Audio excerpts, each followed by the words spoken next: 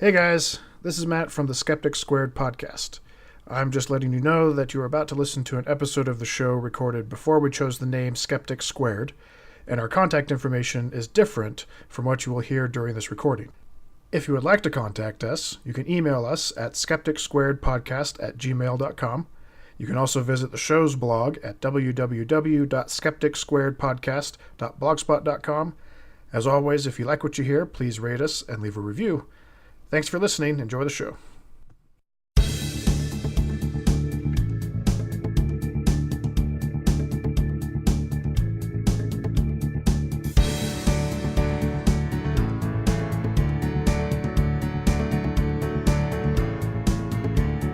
Hello, and welcome to the Circle Squared podcast. A safe place to make light of sacred things. My name is Matt. And I'm Corinne. And on this program, we will discuss various topics and current events pertaining to religion, atheism, and skepticism. Our goal is not to insult believers, Although that will probably happen from time to time. but rather to express our views on these issues in a way which may benefit and entertain others. Or maybe we just want to stroke our own egos. You decide.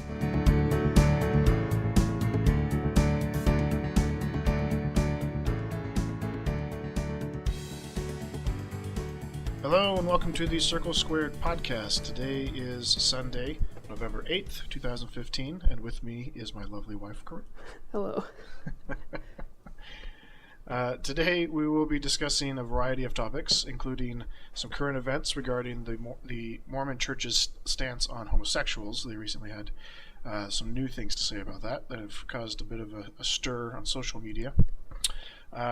If you would like to contact us, you can email us at circlesquaredpodcast@gmail.com. You can also view the show's blog at www.circlesquaredpodcast.blogspot.com and leave a comment there. If you like what you hear, please rate us and leave a review on whatever platform you find us. So, how are you doing, Corinne? I'm recovering from an illness. Yeah. We were both kind of sick this last week. That's why we didn't do an episode last weekend. But we seem to be on the upswing, so we decided to give it a shot, especially since there's so much stuff going on this week. So let's kind of get into it. We're going to try a little bit of a different format for the show today than what we've done in the past. This is a format that's used in lots of different podcasts where they basically just go through news items and talk about them. So we've been collecting some stuff. We got different things to talk about. Let's see. One of the first ones that I found was an article from, I'm not even sure how to pronounce this, the Faldmos Happy Life, Faldmos. Not sure how to pronounce that. Looks like it's a blog from some faithful Mormons, and it's called 10 Reasons You Should Be a Mormon. So it's kind of a tongue-in-cheek sort of thing. It's meant to be a little bit lighthearted, but these sorts of things always have a little bit of a mirror of truth to it. Like it's meant to be kind of humorous, but deep down, this is kind of actually a thing that people really believe, Right. to a certain extent. So one of the things is Jesus Christ is the center of our faith. Seems kind of nonsensical to me right off the bat. It's like, why should you be a Mormon? Just because you worship Jesus Christ? Like, that's the first thing on the list. It's like, well, why is that important? Why does that actually matter? I don't know. Maybe because lots of people don't think Mormons are actually Christians. Yeah, and that's kind of what I was thinking with it as well. Like, that's kind of the angle that they're probably going with. But I mean, the version of Jesus Christ that Mormons believe is not the same as what mainstream Christians believe. Right. So it is still kind of a little silly. God speaks to the world through a prophet. This is number 2. Still speaks. Still speaks to the world through a prophet. So this buys into the Mormon notion that Jesus came in at the meridian of time, the middle of time, and set up his church and saved humanity and all that stuff.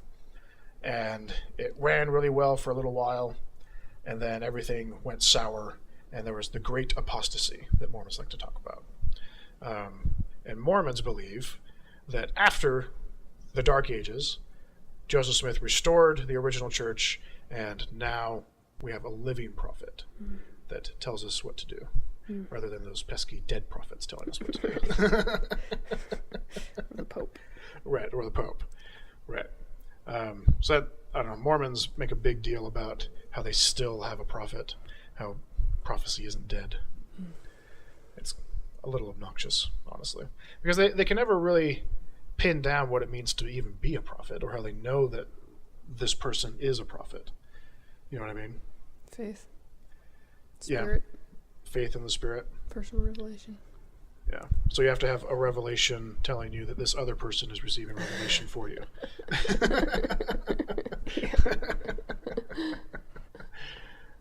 Let's see. 3, the Book of Mormon is more, all caps, evidence of Christ. This one's funny to me. It's another testament of Jesus Christ. Yeah, it's the subtitle of the Book of Mormon. It's absurd. It's like saying, because there's, this additional book of, say, fan fiction that talks about the world or the universe of Star Wars, that gives validity to the original Star Wars series being true. It's just absurd. Just because somebody wrote another book about it doesn't make the first book true. It doesn't make the second book true. It doesn't make any of the characters real. It's, silly. Let's see. Number 4, no paid clergy. I love this one. Yeah. So Mormons like to make a big deal about this one. And this is actually something that comes from the Book of Mormon itself, which is one of the few things that the church does that actually comes from the Book of Mormon rather than, say, the Doctrine and Covenants. Right. The Book of Mormon makes a big deal about church leaders not being paid to be church leaders. There's several examples in the Book of Mormon of that. Probably the most famous of which is King Benjamin. He made a big deal in his final speech about how he never really taxed anybody. Oh. Yeah, he was a farmer, supported himself, that kind of thing. Right. Well, the funny thing about this is that the no paid clergy thing only goes so high. Right. It's only applied, or it's only applicable to local leaders. Once you get past, I think it's stake president, so you become like an area authority or general authority. You get stipend. Yeah, you get a stipend, and because the church has closed books, closed finances, we have no idea how much they actually get paid. Right. So that's fun. So that's part of your tithing money. Yeah, exactly. So when Mormons say that their clergy doesn't get paid, and this is a big thing, and I even remember talking about this to people on my mission. I remember one time we found an older gentleman he was more educated than a lot of the people that we had come into contact with, and he challenged us and basically said, he basically said, you guys are telling me that nobody in the higher ups of the church gets any money from the organization. I don't believe you. Right. And I was just so frustrated. Why wouldn't you believe us? We're telling you, we're members of the church. We should know. Exactly. And you should know. Yeah. And that's the thing. They should know. But a lot of people don't. And this blog post is the perfect example of how most, or just the common people within the church don't know this. Well, and I think part of the reason they like to talk about how they don't get paid is because they don't think that they're doing it for an agenda. Other reverends or pastors have an ulterior motive. They just want your money. But our bishops don't get paid. They're doing this because they, actually have this spirit, yada, yada, yada. Right. So, which is dumb. Yeah, and then the few people that do know about the paid clergy, the higher ups getting some money. For instance, my dad, I remember talking to him about it once. I think it was after my mission. He just kind of mentioned it, and his rationale was that these men usually come from a very successful, business-oriented. A lot of them were, lawyers or doctors, that kind of thing. And they make a lot of money. They become very successful in what they do in their career, and then they get called to this position that completely takes over their life. Right. As we talked about a couple episodes ago, like a lot of these people have to move to other countries, like uproot their family, and so it's something like a living stipend, like some small compensation sort of thing. But again, which would be fine, but we don't know how much they get paid, and most people still don't know that they get paid. Exactly. Yeah. Like they're the ones that make a big deal about it. It's like, honestly, I don't care if they get paid or not. Right. Yeah. Although we could tie this into the clergy project, which we haven't talked about yet. Daniel Dennett being a member of the Four Horsemen of the Apocalypse, one of the new atheists that wrote a book a couple of years ago, 10 years ago, 15, whatever it was. Well, he started a project called the Clergy Project, where it became a support group for people that are in the clergy, pastors, priests, that kind of thing, who no longer believe in God and can't get out of their clergy positions because that is their livelihood, and they don't have professional skills in other areas, so they can't support their family and that kind of stuff. So, yeah, it's interesting stuff. Okay, number 5, biggest missionary program ever. Well, it probably is. It probably is, that's true. It's best organized, at least. Yeah.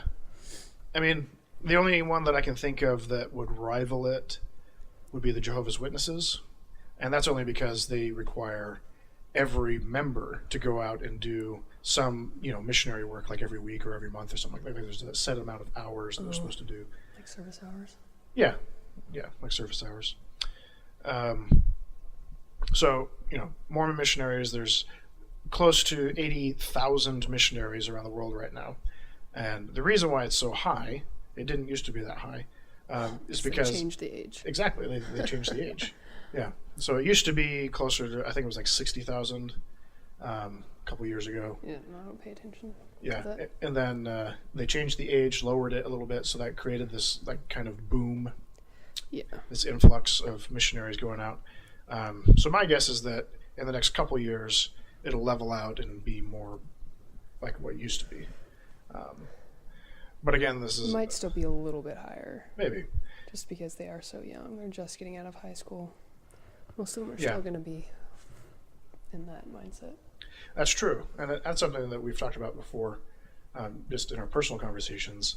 Like lowering the age will kind of get them while they're young, which is something that they try to do a lot already.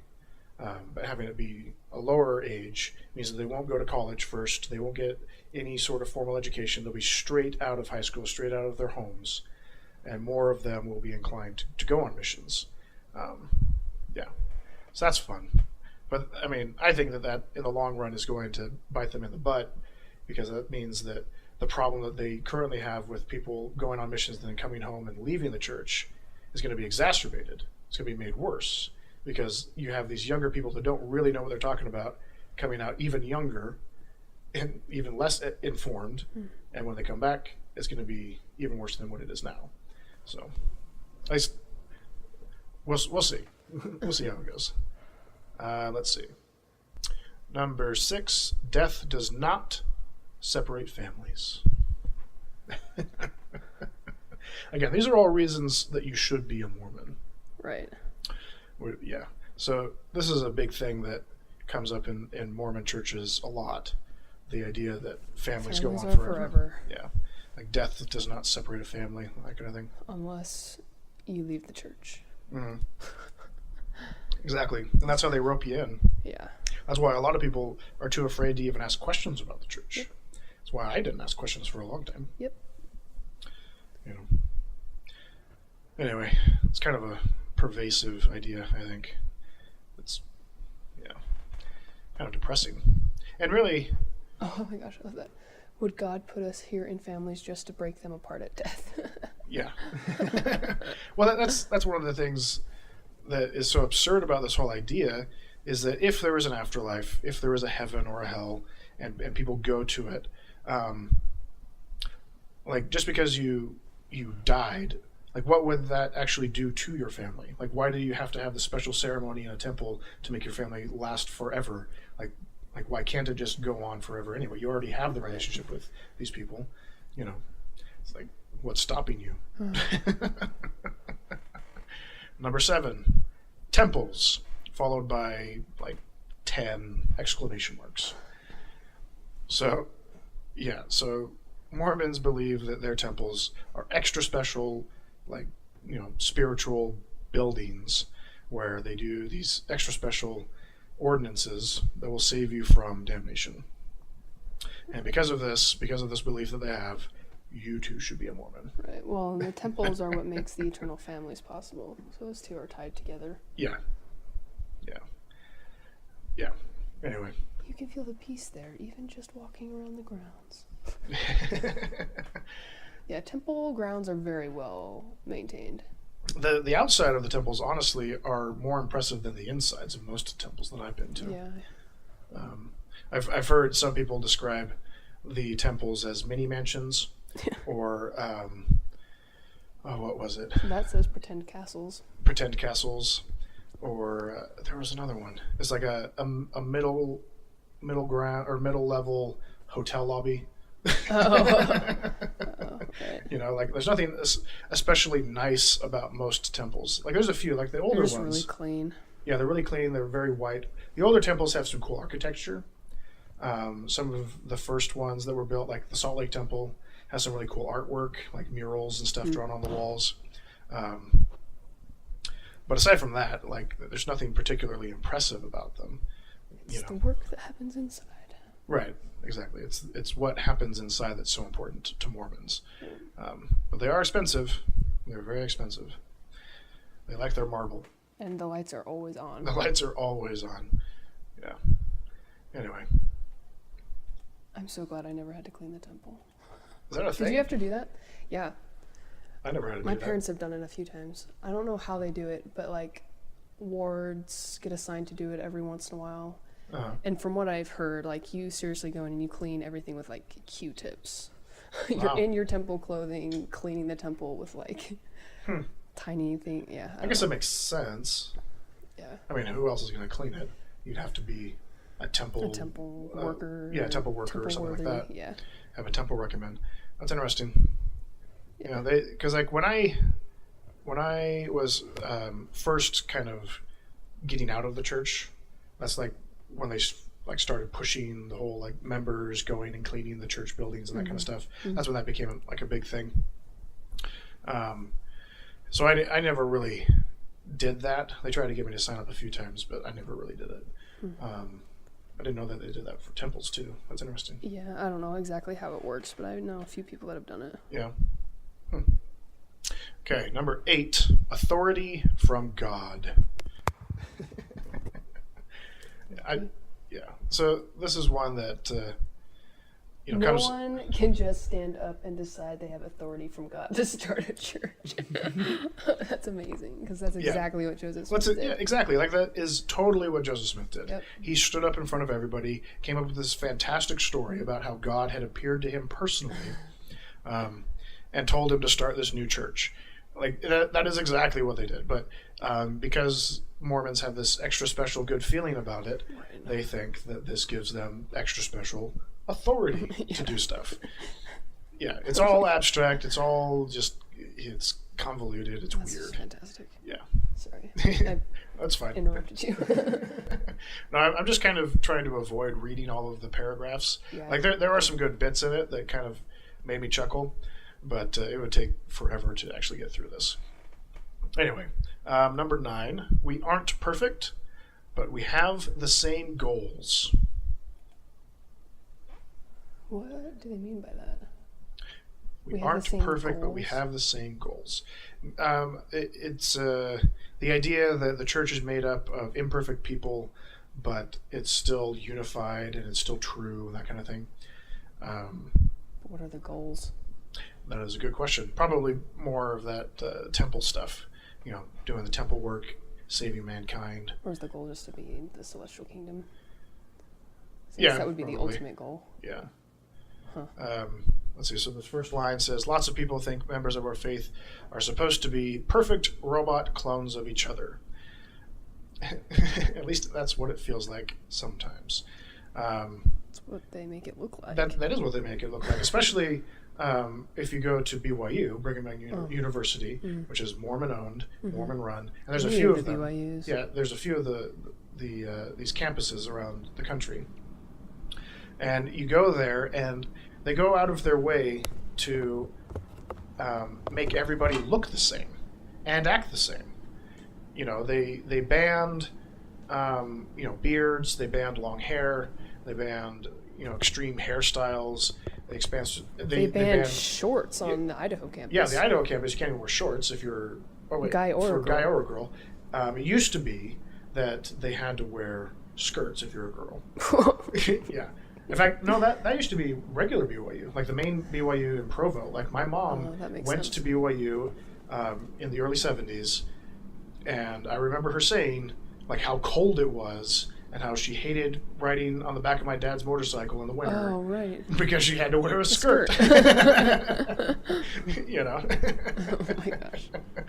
Yeah, so that's the kind of, environment that they're breeding. So for them to say that, they're not perfect and they're not all the same, they're all these robot clones, they certainly try to be. Yeah. They try to create this environment of homogeny. Mm-hmm. That's why all the missionaries look the same, too. Oh, absolutely. Yep.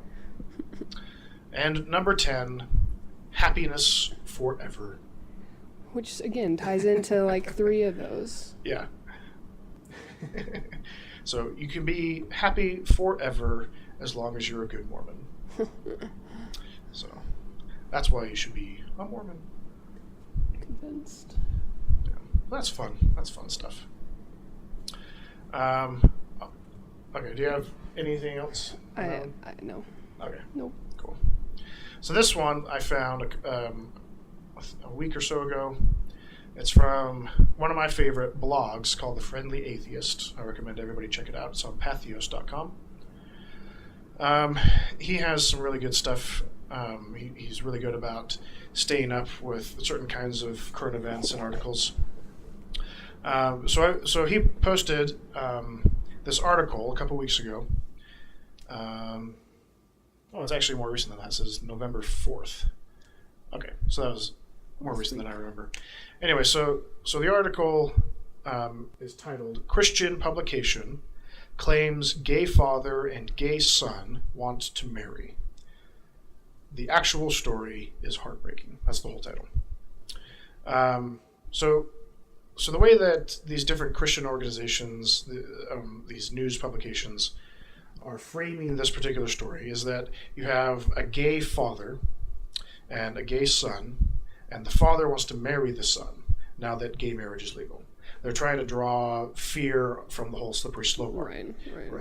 It's the stuff that we heard about for months and months before gay marriage was legalized. Mm-hmm. If you do this, then everybody will be marrying cats and dogs and polygamy and all that kind of stuff.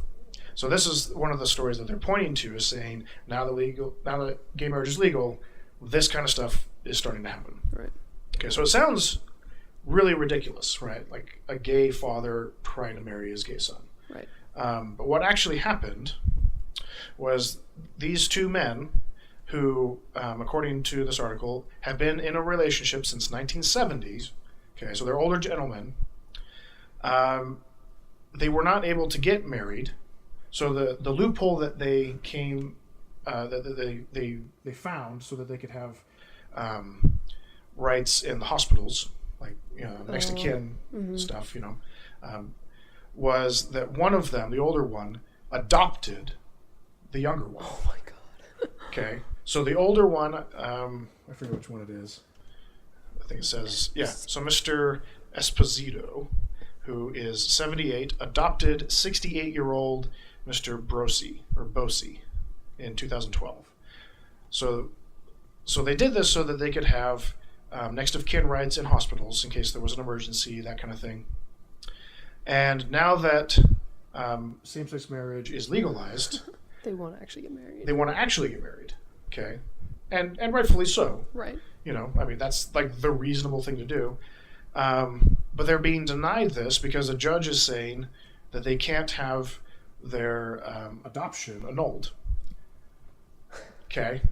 And so from the actual story, which is just terrible, these Christian organizations, in particular the publication Charisma, is reporting this as a gay father wanting to marry his gay son. Yeah, it's absurd. It is absolutely terrible. Yeah. And this is the levels to which they have to stoop in order to make their slippery slope arguments stick. Right. You know, when I came across this story, I was just like they got to be kidding. Like, is this really how they're approaching this? But it really is. Like, if you click on the links and stuff, it takes you right to the Charisma article, and it's just absurd. You know. But such is the absurdity of religion, I guess, right? Yeah. So before we get to the most recent current events with the Mormon Church and homosexuality, I wanted to do something a little bit lighter because we're going to be ending on a little bit more of a serious note. So before we get to that, I found a couple of quizzes online. The first one of which is called Joel Osteen or Fortune Cookie. So Joel Osteen, for those who don't know, is a megachurch pastor. I forget where he's stationed. It's probably Colorado or Texas, one of those places that has those big, stadium-sized churches. And basically, he's like the smiley-faced version of evangelical Christianity. Okay, he's pretty light. He's pretty positive. A lot of people criticize him for not being mainline enough. He's just a little too soft for some people's taste, I suppose. Anyway, so let's go through this quiz. First one. Happiness is not the absence of conflict, but the ability to cope with it. Is this Joel Osteen or a fortune cookie? Osteen. Osteen? Yeah. Correct answer is a fortune cookie. Darn it. Fortune cookies aren't even fortune cookies anymore.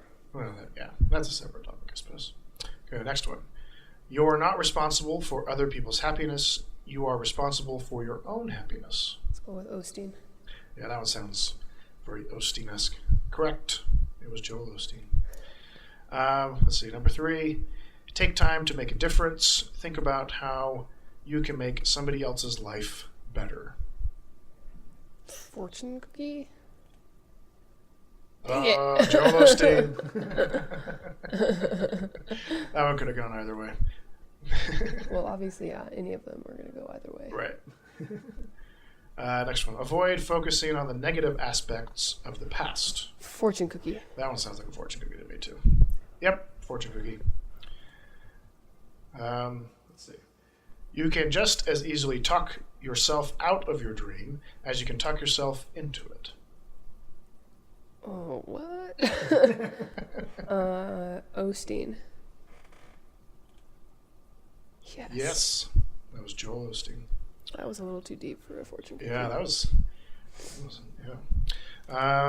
when you can't naturally feel upbeat, it can sometimes help to act as if you did. Osteen.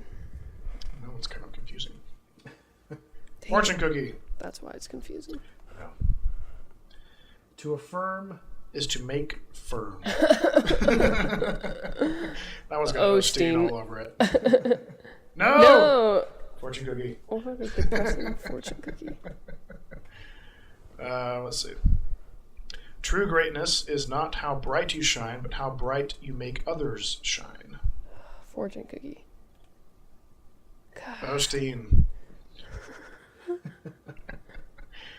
Number 9.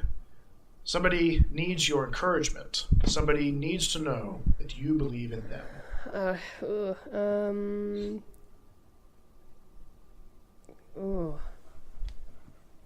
Fortune cookie. Osteen. Just need to guess him every time. Yeah. Number 10. The best things in life aren't things. Fortune cookie. I think I've heard that before. It is fortune cookie. Can't remember where I've heard that before. Let's see. 11. You will produce what you're continually seeing in your mind. Osteen. Yes. Osteen. Judge each day not by the harvest you reap, but by the seeds you plant. Fortune cookie. Yep, fortune cookie. Oh, that's the whole quiz. Okay, so submit. 6 out of 12. So, chance. All Osteen quotes were taken from his Twitter feed. Wow. Oh, that's good. That's fun stuff. Okay, so that's Joel Osteen or a fortune cookie. The other quiz that I got, I'm excited about this one. Who said it? Ben Carson or Mac from It's Always Sunny in Philadelphia? So we've kind of been watching the show off and on together. I've seen more of it than Corinne has. And Mac is one of the more obtuse characters on the show. I love him. I think he's a great character. But he is also kind of their take on Christian fundamentalist, which is funny because he's a Catholic. Oh, right. Yeah. So anyway, we're going to be comparing presidential candidate Ben Carson, who's leading the polls right now, I think, for the Republican Party, or Mac from It's Always Sunny in Philadelphia. Okay, so who said it? Ben Carson or Mac? Starting quiz. It's nobody's choice. It should be left up to God. So this is talking about abortion. Ben Carson on abortion or Mac on abortion? Ben Carson. Incorrect. Yeah. Okay. So I was trying to think back to that abortion episode. But... Yeah, which is a great episode. It's super funny. Anyway, number 2. Not only would I probably not cooperate with him, I would not just stand there and let him shoot me. So is this either Ben Carson in the aftermath of a mass shooting, or Mac on thwarting an armed assailant in Patty's Pub?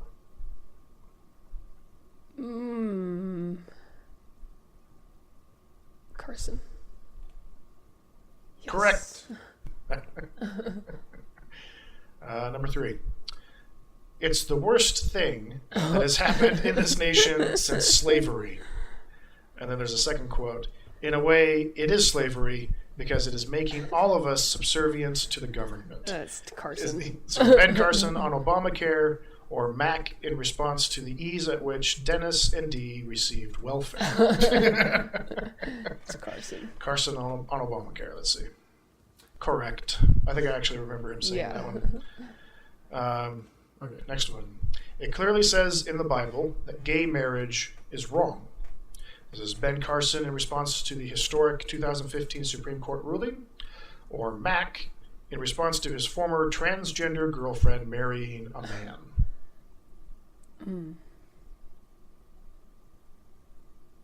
Mac. I'm going to go with Mac as well. Yep, Mac. Okay. These liberals are trying to assassinate my character. Is this Ben Carson addressing media bias, or Mac attempting to disprove evolution? Oh my gosh. Assassinate my character. That sounds like something Mac would say. But I don't know. I think it sounds like Ben Carson. Okay, go with that. I was right. It was Mac. Oops. Well, okay. Think about Nazi Germany. Most of those people did not believe in what Hitler was doing. Second quote. But did they speak up? Did they stand up for what they believe in? They did not, and you saw what happened. Is this Ben Carson on democratic leadership, or Mac on Frank's rules as new owner and sole proprietor of Patty's? Oh, goodness.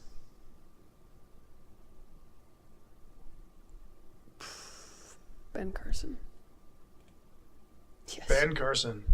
So much better at this one. Okay. People.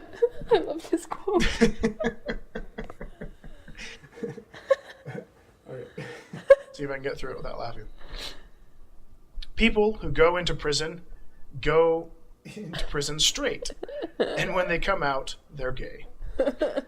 Is this Ben Carson on whether homosexuality is a choice, or Mac on his father's incarceration? Oh, Ben Carson. That one is totally Ben Carson. Yep. That one was really funny. I laughed out loud in my cubicle when I heard this one. Yeah, like, what was it, a couple weeks ago, right? Yeah. Like, he said this in an interview somewhere. Like, he's trying to, like, justify the idea that homosexuality is not a choice, therefore it shouldn't be legalized or whatever. No, homosexuality is a choice. Or, yeah, it is a choice, and therefore it shouldn't be legal to have, gay marriage.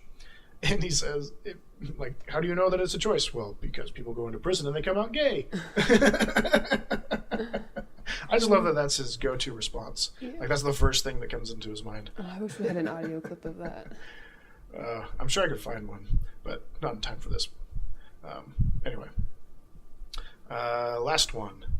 If we can't be in the school zone, maybe we need to train somebody who can be. Someone you'd never suspect could stop a shooter. Is this Ben Carson on preventing school shootings, or Mac on preventing school shootings?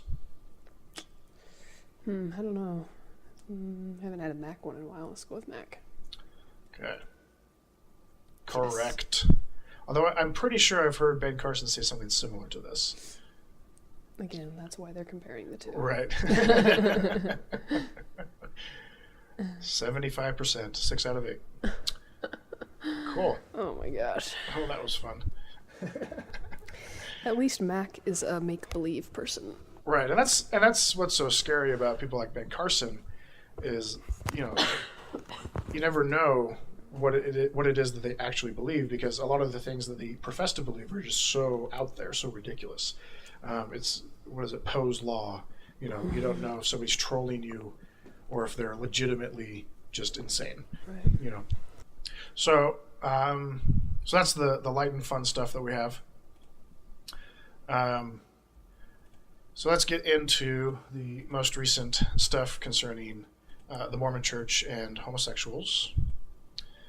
Do we want to get into their recent announcement, or should we start with the other thing that happened a couple weeks ago? The Ballard thing? Yeah. We can start with that. There's not a lot to say about it. Okay. So everybody knows that the Mormon Church is pretty vocal in their opposition to homosexuals, kind of generally, and in their support against, I guess it shouldn't call it support, their opposition to gay marriage. Right. Everybody knows about Prop 8. There were a few other propositions, one in California, one in Hawaii. There may be others that I'm missing. Basically, the Mormon Church has spent literally millions and millions of dollars of tithing money and donations from church members fighting against gay rights. And they have made some efforts to help the gay community, like with homeless shelters. They've given some money. We don't know how much exactly. But there was an article that came out recently that said that they had donated to a charity in Salt Lake City that helps gay teens who are homeless, which is great. And then there was something else. Oh, they helped pass a bill in Utah recently that would make it illegal for landowners to evict somebody for being gay, which or to refuse them housing. So they can't refuse somebody housing because they're gay, which for some reason I had thought had already been a battle that we had won, but apparently I was wrong. So yeah, this was the compromise. This was the compromise, and this gave the Mormon church leaders the opportunity to come out and say that they are supportive of gay rights. They just don't like gay marriage. Right. It's like, okay, but they're kind of the same thing. Yeah. Marriage is a right. Right. So, a couple of weeks ago, or last week was it, there was an event held in Salt Lake City called the Congress of Families. World Congress of Families. World Congress of Families. And this is an organization, international organization, which has had a lot of impact in certain countries, especially in Africa, trying to get bills passed that would either imprison or give some form of capital punishment to homosexuals. There's the famous Uganda Kill the Gays bill, which, if I remember correctly, they ended up not passing the part that says that they would be sentenced to death, but they would be sentenced to prison. And the World Congress of Families supported this. Okay. And there was another one where they went to, I think it was Russia, and praised Putin for all of the anti-gay propaganda that he was spreading, making it illegal for anybody to even talk about homosexuality openly in public, and things like that. And World Congress of Families is all about that. Okay, so in more ways than one, especially on the international stage, World Congress of Families is bigoted. It is homophobic. It's promoting all of these terrible things that will hurt homosexuals. Okay, and 2 weeks ago, or a week ago, whenever it was, they had their annual, big conference thing, and they did it in Salt Lake City. And Elder Russell M. Ballard, one of the apostles of the Mormon Church, spoke at this event. M. Russell Ballard. Oh, M. Russell Ballard. Russell, did I say Russell? Russell M. Yeah. Oh, okay. I don't know. There's a bunch of them that all have similar sounding names. Is it Russell M. Nelson? Yeah. That's why I got mixed up. Anyway, so Ballard goes to this event, and I think he was like the keynote speaker or one of the main speakers, and he gives them his support. He tells them, well, Corinne actually read the speech. I only got snippets of it. Are there any points that you wanted to refer to or talk about? Well, I don't know. I mean, he just talks about the important role of families and faith, and goes over what the church believes as far as the family is concerned. He goes into the plan of salvation. Mm-hmm. I mean, his whole talk is fairly dry. It's nothing really new. There are a couple of things that he said that were eyebrow raising. Yeah. Towards the beginning of it, he talks about how in today's world, marriage and children are increasingly marginalized, which just made me stop reading for a while. Just the whole idea of marginalizing. Well, it doesn't make any sense. It doesn't make sense. It doesn't make any sense because what's happening with the Supreme Court ruling is it's broadening the definition of marriage so that it can include more people to get married and have kids and adopt. Okay. Mm-hmm. And he equates that with marginalization of families and children. Yeah, traditional families. Yeah. It doesn't make any sense. Yeah. Yeah. I don't know. I guess I don't have a ton to say. Okay, so it's dry. It's more of the same kind of stuff that they've been saying for years. Yeah. It seems to be that the church, in a lot of ways, is trying to define their position more clearly. Yeah. Because in a lot of areas, especially more liberal areas, there is some confusion about what church policy is regarding homosexuals. Which brings us to the next thing. There's still some stuff. Oh, there's more stuff? Okay. Yeah. Again, with the marginalization thing, I mean, this whole thing, the church is really good at being subtle about being condescending to people and in enhancing the persecution complex. Mm-hmm. That's why I think, he uses the word marginalization. He says that people are actively trying to strip us of rights. Which is something that they throw out a lot, not just Mormons. It's just hypocritical because they're trying to strip other people of rights. Exactly. No one's trying to strip them of their right to still be married to a man or a woman. Exactly. Stripping your right of having children, of adopting children. That's what they're doing. Yeah. There was one story, though, that he brought up. It kind of is like that, the story of the two gay men that adopted each other or whatever. In that they, twist what actually happened to suit their needs or whatever. Right. The story was about a school in Massachusetts, I guess, where gay marriage was already legal. This happened, I think, a while ago. It wasn't like recently. Well, Massachusetts, if I remember correctly, was one of the first states to legalize gay marriage. Right. And this happened, I guess, just after, like right around the time when it happened, that gay marriage was legalized. And in the school, so I'm just going to read this first paragraph. He says, I am reminded of the story of young children whose school read stories about two princes falling in love. The school presented this material with no warning or notification. When parents asked to be notified if the story were read again in the future, the school refused. So he's automatically painting this school that is supporting gay rights as the bad guy. Right. And he even included a link in the, a reference to the actual story. It was on NPR, so I read the story. And that's not really what happened. Yeah. What happened was it was just story time in a classroom, like a first grade classroom, and one of the kids picked out this story and wanted the teacher to read it. So it wasn't part of the lesson plan. It wasn't something the teacher had planned on teaching. It was story time, and the kids wanted to listen to this story. The kids chose it. The kids chose it. Or at least one of the kids chose it. And parents got wind of it, obviously, because, kids went home and talked about it or whatever. And one of the kids was like, it's silly, two guys ended up getting married or whatever, because they're 6. Right, they don't understand. They don't understand it at all. Right. And so it just caused this huge uproar. But the school didn't necessarily refuse not to notify parents. I mean, they came back and said, gay marriage is legal, and with it being legal, it needs to be talked about in schools. Kids need to be aware both because we don't want to exclude or ostracize or marginalize children of gay parents or children who might be gay. Which is a position that makes total sense to me. Yeah, it does. And it's just hilarious because it was the child that wanted the story to be read. It was not an agenda from the school. I don't know. I just think it's ridiculous.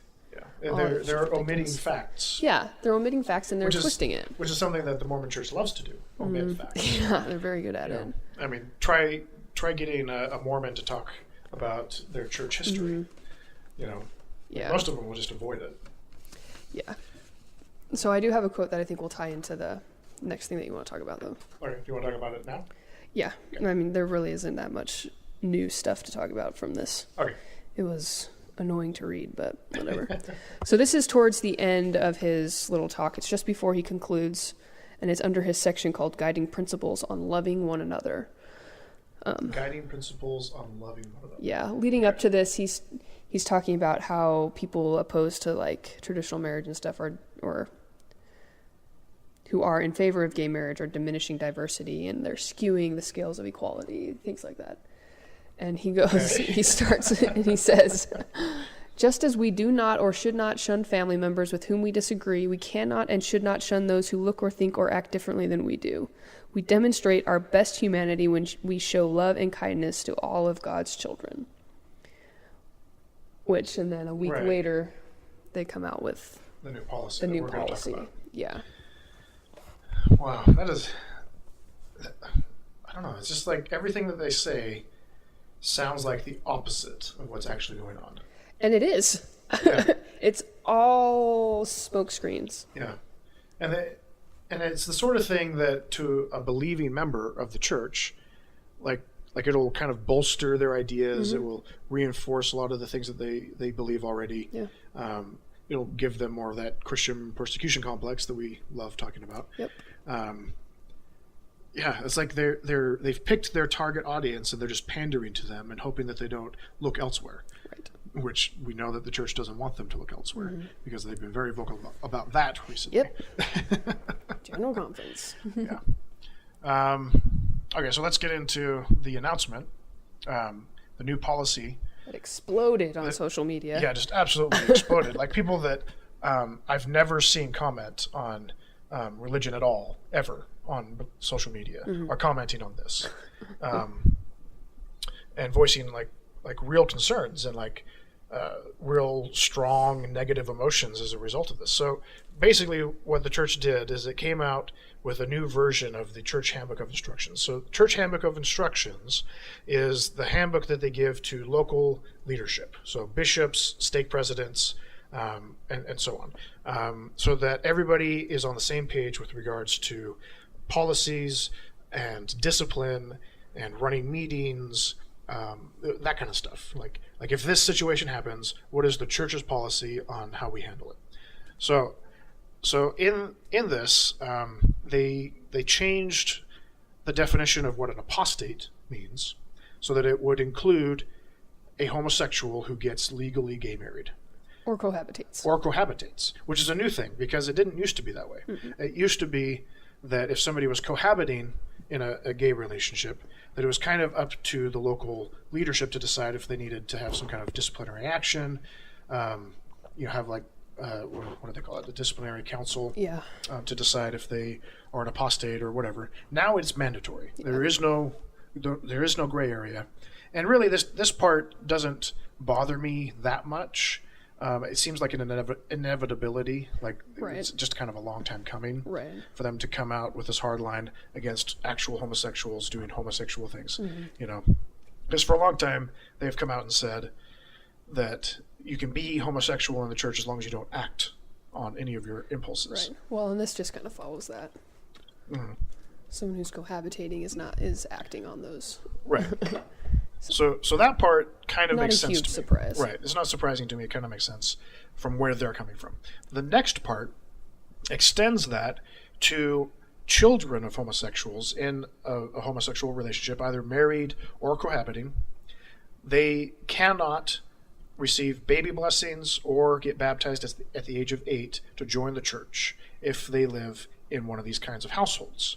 They have to wait until they turn the age of 18, so become a legal adult, and they have to formally disavow same-sex marriage. And they have to get approval from the First Presidency, which is the highest office in the church. Like you have the president of the church and his 2 counselors. That makes up the First Presidency. Like you don't get higher than that without talking to Jesus himself.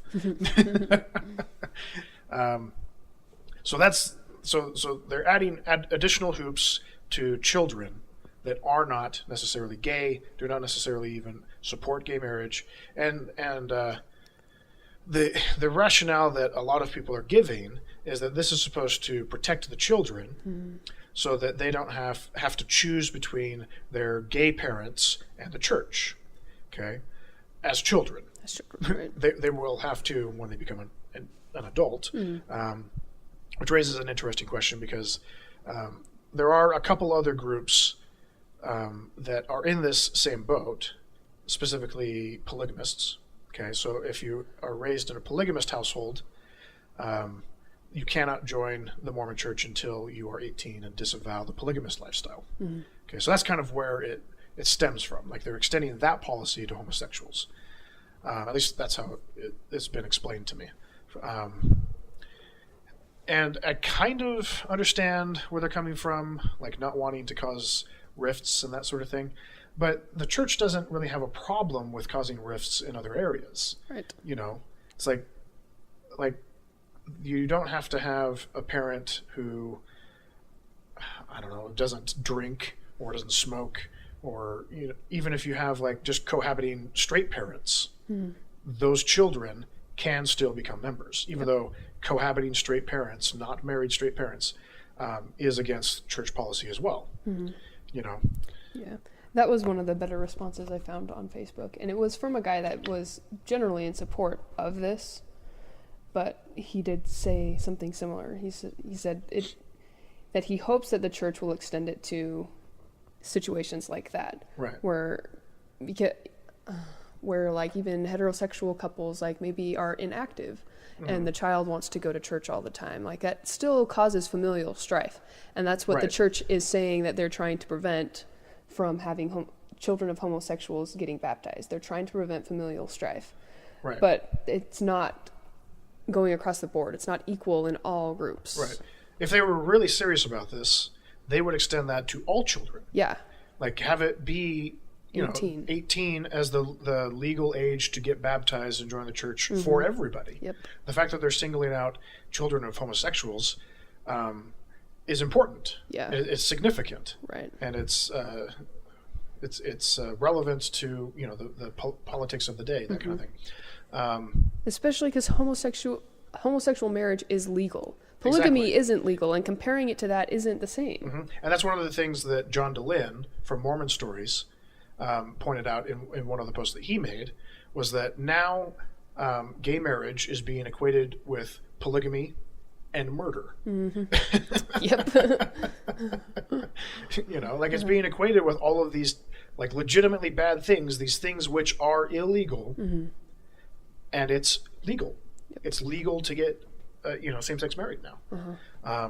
But in the eyes of the church, it's just as bad, or at the very least, it requires the same kind of tiptoeing and policies. Anyway, so the response on social media that I've seen, by and large, has been not liking this particular policy. Right. Most of the people that I know have come out, like even like faithful members, have come out and said, this is wrong. This is the wrong move for the church. I can't believe that they would do this. This is really making it hard for me to stay Mormon. Like I've seen a few people who are active Mormons say, I'm not sure if I want to associate with this church anymore. Because it really is a discriminatory policy. Yeah. And it's denying blessings. I think that's the biggest thing. Like if I was still a true believing Mormon, that would have been the big thing. Right. Because they are all about the children. They're about families, and they're denying something that is inherent to the doctrine to these children. Exactly, and that's why so many of the believing Mormons are having such a hard time with it. Yeah, because they see that disconnect, that incongruency, the way that they say one thing but they're doing the other thing, like another thing or an opposite thing to a specific group of children. Yep. That's why it's so hard for them. So let's see. So some people have come out and said that they actually support it, that they understand it. A lot of the people on my Facebook feed really have. I've only seen a few people do it. Well, actually, no. The initial response was very negative, and as time has gone on over the last day in particular, more people in support of it have been vocalizing it. Yeah. And I think a large part of that has been due to the fact that one of the apostles, I forget which one, was it Christofferson? Did a video, a press release, explaining the rationale. And it's just, it's more of the same thing. It's protecting the families, it's protecting the children. Right. We don't want to cause undue strife, all that kind of stuff. And it's just absurd. It's totally absurd. And it's giving certain kinds of believing Mormons just excuses to continue to toe the line. Right. Anyway, so why is this important? Like, why does it actually matter? Because from some people's perspectives, and I kind of touched on this a little bit on the response that I wrote on Facebook, it's not necessarily a bad thing that the church is drawing this hard line and making people choose. From the perspective of somebody like me who's an atheist that doesn't believe in the church, this is going to push more people out of the middle to our side. So from that perspective, I see it as a good thing. Right, in the long run. In the long run, it will be. Right. Secular. But so one of the things that you and I talked about last night when we were discussing this is that along the way, in the short term, there will be collateral damage. And I've had a few of my true believing Mormon friends try to minimize the damage that could be caused by this. Saying things like, well, it's not going to affect that many people, like what's the big deal, like that kind of thing, which is just totally demeaning and belittling. It doesn't have the kind of perspective that I think would show empathy. Right. Because, in the periphery of all of this stuff, even if it's not somebody that is directly affected by it, this policy continues to breed prejudice within the Mormon community against homosexuals. And every generation of young people born into the church will have gay people. And they will have to have the same fight over and over again that so many people have had, for generations within the church regarding homosexuality. So the collateral damage is what concerns me, because gay Mormons already have a history of committing suicide. One of the articles that was posted on Facebook that one of my family members commented on was an article Let's see if I can pull it up. Yeah, here it is. It's from a website called Mormons for Marriage. And the title is, I Would Really Rather Be Dead, from Stuart Mattis. So Stuart Mattis was a gay Mormon. He was raised in the church, and he had this, very common sort of self-loathing about his homosexuality. He prayed to God to have his homosexual urges taken away, and it never happened. And this was before, the Mormon Church came out with the softer approach of saying, homosexuals are welcome as long as they don't act on their stuff, on their right. impulses. This is when praying the gay away was a thing. Exactly. Yeah. So this was still when people were advocating, like what Elder Packer used to say, if you pray hard enough and are sincere and fervent enough, God will make this easier for you, implying that you can, in fact, pray away the gay. Well, Stuart Mattis wrote quite a bit about his dealings as a gay Mormon. There have been books and articles written about stuff that he's written. I think his mom wrote something about it as well. But in 2000, let's see, it says February 25th, 2000, he shot himself in front of the steps of a Mormon stake center because he just couldn't take it anymore. And so it was after, what was it, Prop 22? Prop 22, which was the predecessor to Prop 8. Yeah. So the effects of Prop 22 and the implications of what that would mean for him as a gay Mormon was too much for him to bear, and he shot himself. Okay. So this is the stakes that we have with homosexuality and Mormonism. And each generation of new people being born into the church that are born gay are going to be faced with the same kind of stuff that Stuart Mattis and Matthew Shepard and other people have had to struggle with. It's great that in some ways they're taking the softer approach, but this policy of painting homosexuals as apostates and not allowing children of homosexuals to be members of the church, that's just going to continue the prejudice that already exists. It's going to make it stronger among the core members of the church. Let's see. So, I'm trying to think of where else I want to go with this. Do you have anything to add? Not really. So, one of the things that I've been thinking about a lot recently, kind of in the vein of Mormon culture being homophobic, kind of inherently. So I work in treatment. Okay, so in particular for troubled teenagers. Okay, and so I come across gay kids now and again. There is a lot of gay acting out, but not everybody that acts out homosexual, actions is necessarily gay, because a lot of these don't have another sexual outlet. Exactly, like a lot of these kids don't have a sexual outlet, so they just, do it because other people are doing it, that kind of stuff. But a lot of the kids that I interact with are legitimately homosexual. Okay, and because we live in Utah County and the treatment center that I work at is predominantly Mormon with its employees, this mentality of homosexuality isn't necessarily a legitimate thing, or they shouldn't be acting on it and all that kind of stuff. It bleeds into the culture at the facility that I work, even among the educated professionals, healthcare professionals who should know better. This is one of the things that bothers me the most about it, is that some of the people that are displaying this discrimination, this bigotry, are healthcare professionals, mental health care professionals, people that I know for a fact, having gone through similar courses, have been taught that homosexuality is a normal thing. And in fact, I went to a course at BYU an abnormal psychology class, and the teacher there was very particular in making the point that this is what science says about homosexuality. It is not necessarily incongruent, or not necessarily in line with church teachings. And she wanted to make it clear that as healthcare professionals, we needed to side with science when acting as healthcare professionals.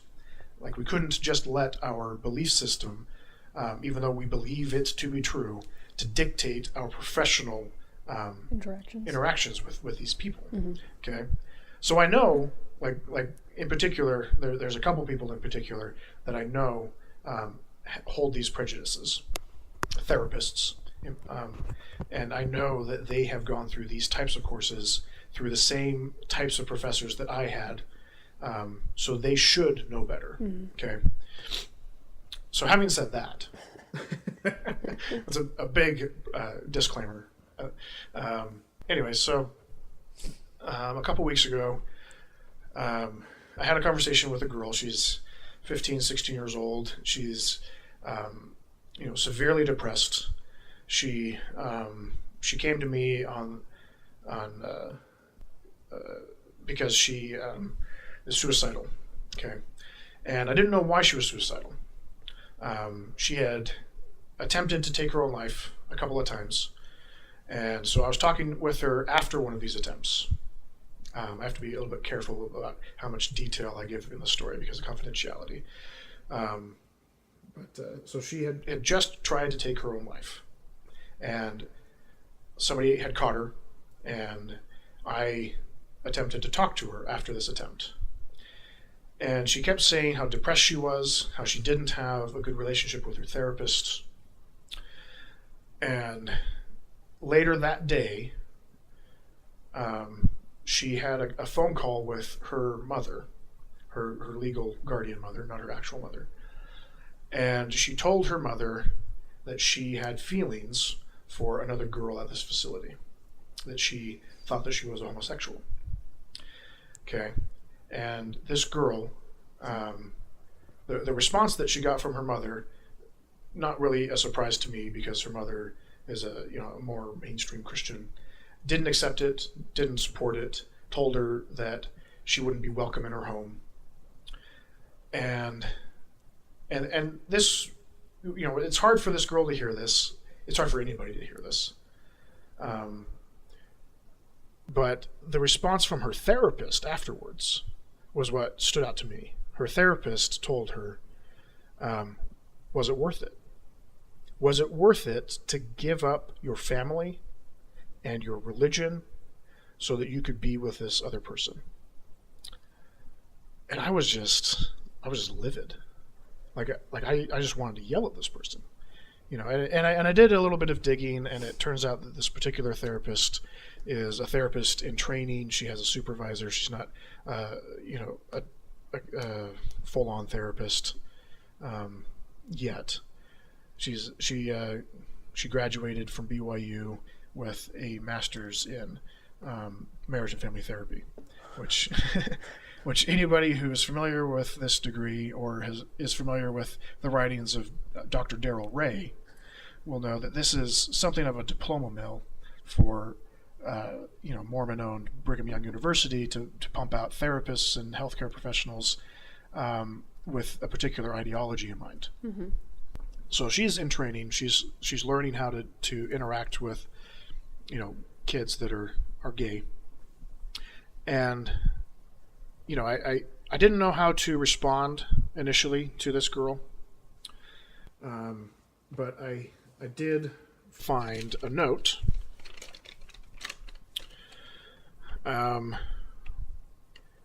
So this is a note written by the girl to the other girl that she wants to be with.